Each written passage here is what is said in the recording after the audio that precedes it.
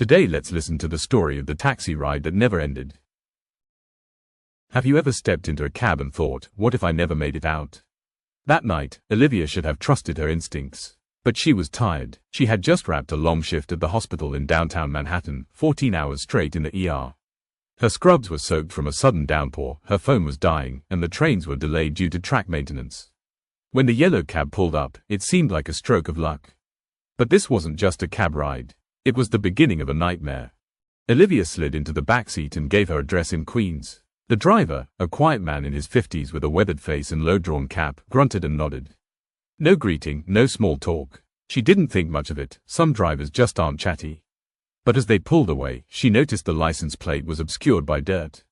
Something felt off. 10 minutes in, she looked up. They were heading south, away from Queens. "Hey, that's not the right direction," she said, her voice cautious. The driver didn't respond. His eyes stayed fixed on the road. Her stomach turned. She opened her phone's GPS. They were heading toward the Brooklyn waterfront.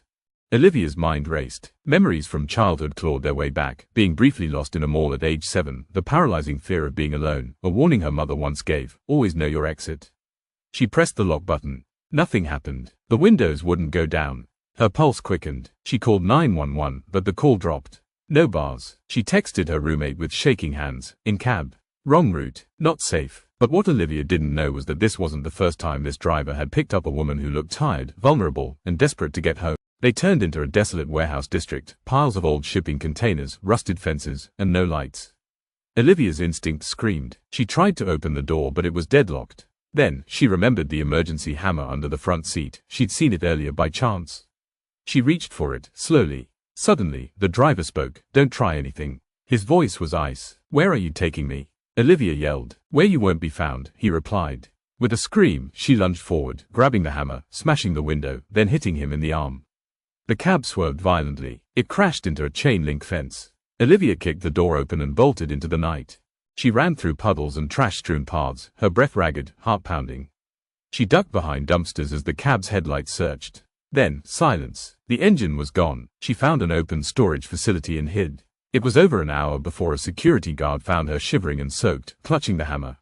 Police arrived. They took her statement. They scanned the area but found no cab. No plates. No security footage. But Olivia had bruises. Her story was too detailed to ignore.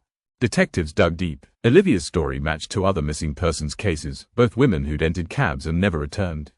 One was last seen 2 months ago near the same area. Patterns began to emerge: late-night rides, rainy nights, isolated pickups. But the real twist: none of the license plate numbers ever matched any registered NYC taxis.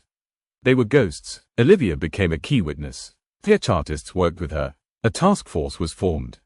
Olivia couldn't sleep for weeks. Nightmares haunted her. Her roommate noticed her jump at sudden sounds, avoid windows. She started therapy, but her trust was shattered.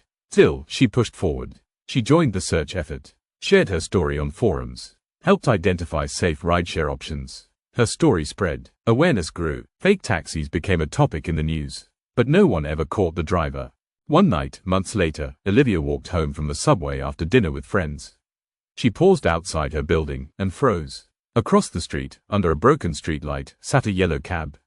No driver, no sound. Then, the engine revved once. The headlights flicked on, and just like that, it drove away. She never saw it again. But she knew, some rides are never meant to end.